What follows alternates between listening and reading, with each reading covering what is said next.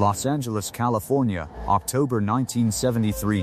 The Santa Monica Civic Auditorium held 412 people that evening, and every one of them had paid to see something that almost never happened in the martial arts world of that era: a genuine open challenge. The air inside smelled of floor wax and old canvas. The lights above the demonstration floor ran warm and yellow, the kind of light that flattens shadows and makes distances hard to read. Outside, traffic moved steadily down Pico Boulevard. A delivery truck idled at a red light 2 blocks away. Neither the truck nor its driver had any idea what was about to happen inside that building. His name was Daniel Reeve. He was 26 years old, 6 feet and 1 inch tall, and he carried 211 pounds across a frame that had been built for this specific purpose. He had trained under Bruce Lee for 4 years, longer than almost any other student in the United States at that time, and he had the record to prove it: 14 consecutive wins in full contact demonstration matches across California and Nevada. A written commendation from Lee himself, framed and hanging in a school in Culver City. He had broken 3 ribs belonging to 3 different men in 3 separate matches inside the previous 18 months, and none of those men had seen it coming. He had been invited to demonstrate that evening. The program listed him as the featured performer. He walked out in front of those 412 people and he was entirely comfortable there. He had done this before. He knew the weight of a crowd. What nobody in that room knew, and what Reeve himself did not know, was that within 41 seconds of his first movement toward the man standing quietly near the 3rd row, he would be sitting on the canvas floor trying to understand what had just happened to him. In 37 seconds, the lesson would begin. Not for the audience, for him. The man in the 3rd row had arrived 40 minutes early. He sat in an aisle seat wearing a gray canvas jacket over a plain white shirt, dark trousers and flat leather shoes that had no particular quality about them at all. He was 33 years old. He was 5 feet and 9 inches tall. He weighed 167 pounds. He had not announced himself to anyone at the door. He had not spoken to any of the event organizers. He had paid for his ticket the same way the man beside him had paid for his, and he had taken his seat and folded his program once along its spine and set it on the armrest, and he had waited. His name, if you were looking at the evening's printed program, did not appear on it anywhere. His name was Chuck Norris. He had been the world middleweight karate champion for 5 consecutive years by that point. He had not lost a competitive match in 6 years. He had personally trained more than 300 students across 6 disciplines, and a small number of those students had gone on to become champions in their own right. But he was not there that night as any of those things. He was there because a mutual acquaintance had mentioned the open challenge portion of the evening, and had suggested, quietly, that it might be worth attending. He had not told anyone he was coming. He had not trained that morning. He had driven himself in a truck that needed an oil change.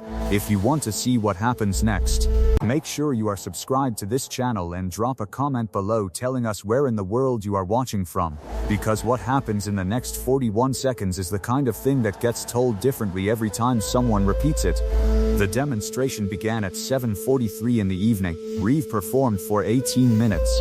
He was precise, and he was powerful, and the crowd gave him what he deserved, which was genuine, unambiguous respect.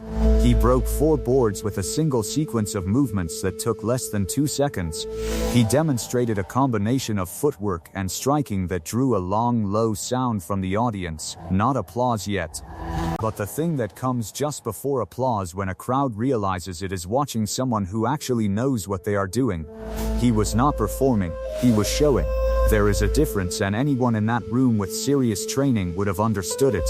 After the demonstration, the event's moderator, a man named Gerald Foss who had refereed tournament matches across Southern California for 11 years, stepped to the center of the floor and announced that the open challenge portion of the evening was now beginning.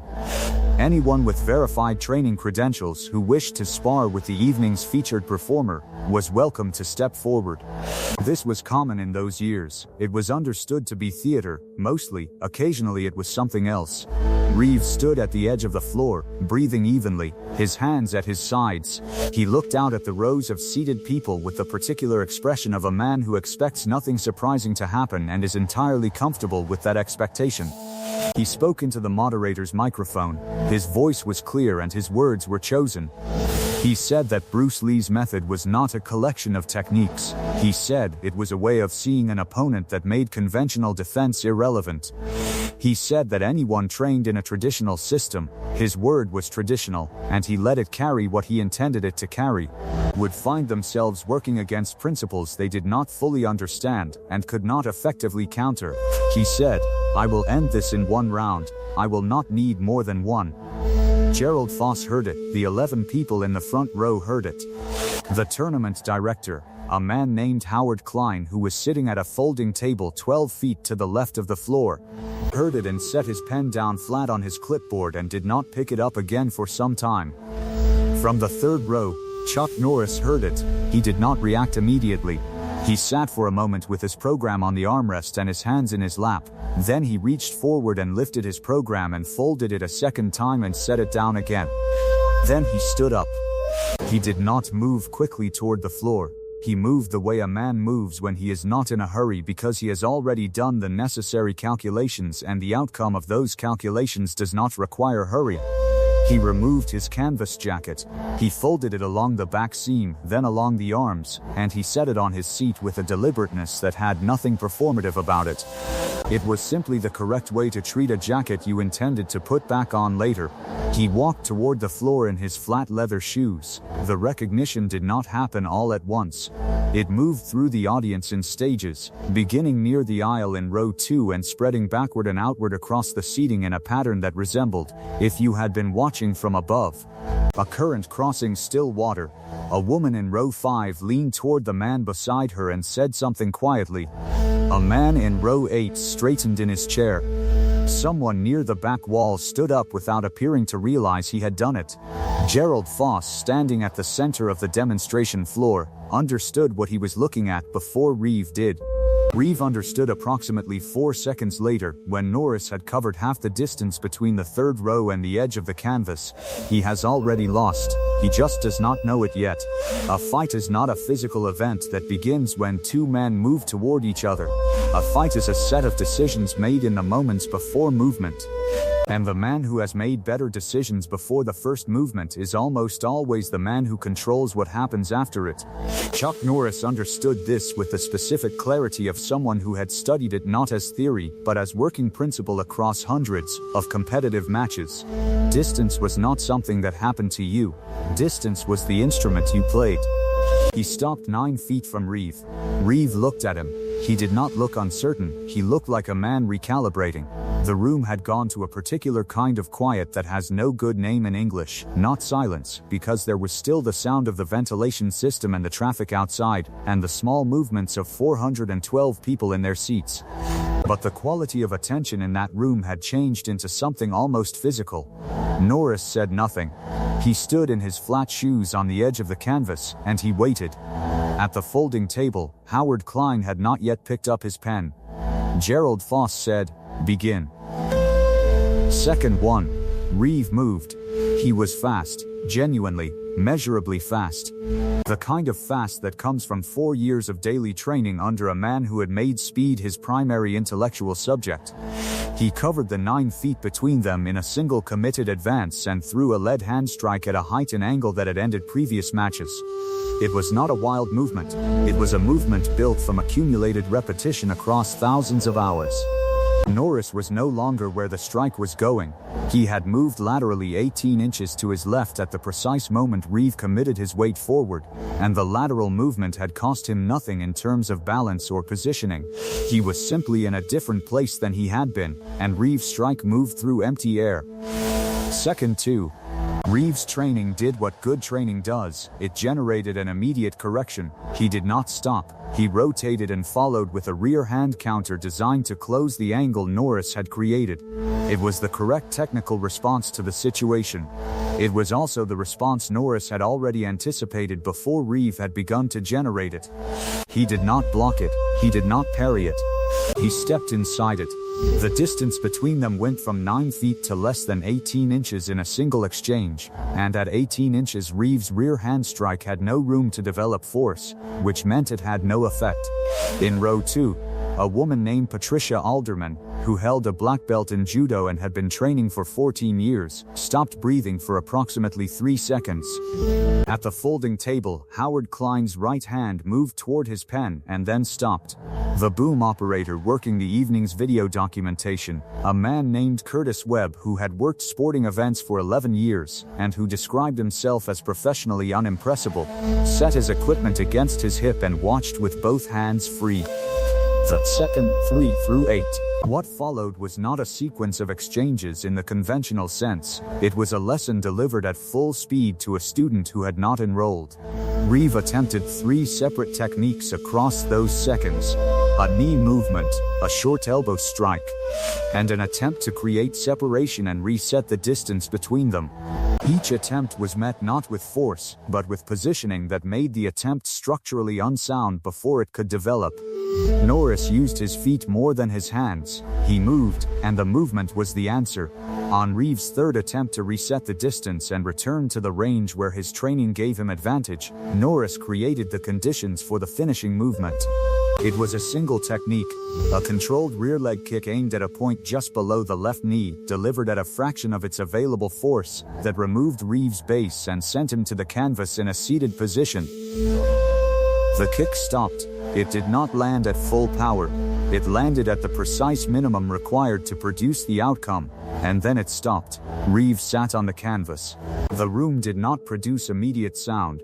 There was a gap of approximately 2 seconds between the moment Reeve reached the floor and the moment the audience processed what it had witnessed.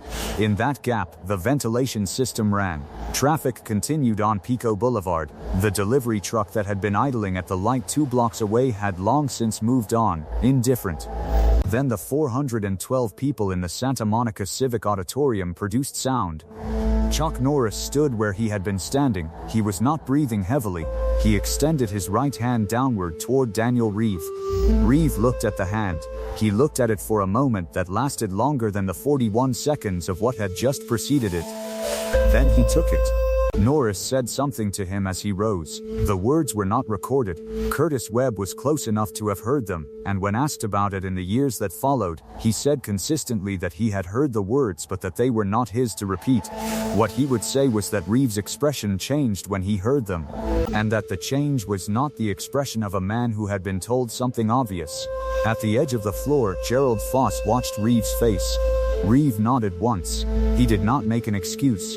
He did not offer a technical explanation for what had happened or suggest that the conditions had been unusual or that he had been operating at reduced capacity.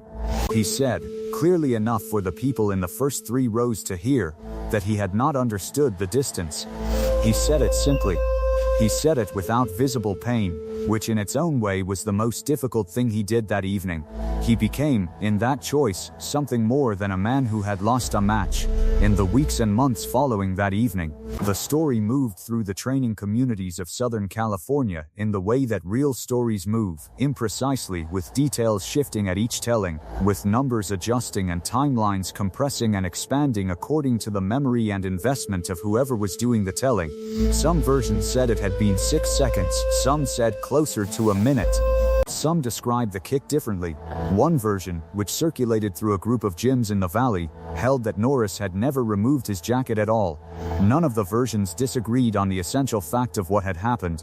Howard Klein, who had refereed and documented competitive martial arts in Southern California for 2 decades, was asked about it in a 1987 interview for a trade publication. He said that in 20 years he had seen perhaps 4 or 5 moments that genuinely changed the direction of a room. He said the evening in Santa Monica was one of them. He said the thing he remembered most clearly was not the technique or the result but the quality of quiet that had preceded it. When Norris had stopped 9 feet from Reeve and had simply waited, and the entire room had understood before anything had happened that the conclusion was already settled. Daniel Reeve continued training. He revised his approach to distance work in the years that followed, a fact confirmed by 2 of his students who trained under him through the late 1970s and into the 1980s. He spoke about that evening in a measured way when it came up. He did not avoid the subject. He did not embellish it. He said it had been the most efficient education he had received, and that he was glad he had been the one to receive it, because it could only be delivered once, and it stayed with you completely. There is a version of respect that only moves in one direction, from the lesser toward the greater, and it is a thin and temporary thing. There is another version that moves in every direction at once, including downward from the man who wins toward the man who loses, and it is the only version that outlasts the evening it was created in. The 41 seconds in Santa Monica were about the second kind. The man who understood what distance actually meant extended his hand. The man who had believed one round would be sufficient took it. Between those two facts lives everything worth knowing about the difference between what a man says he can do and what a man actually does when the distance closes and the room goes quiet and there is nothing left between him and the truth of his own preparation. Next week we will talk about the evening in 1981 when Steve McQueen walked into a private dojo in Burbank, made a very specific claim about what he intended to demonstrate, and met the specific answer to that claim in under a minute. That story has been told wrong for 40 years. We will tell it correctly.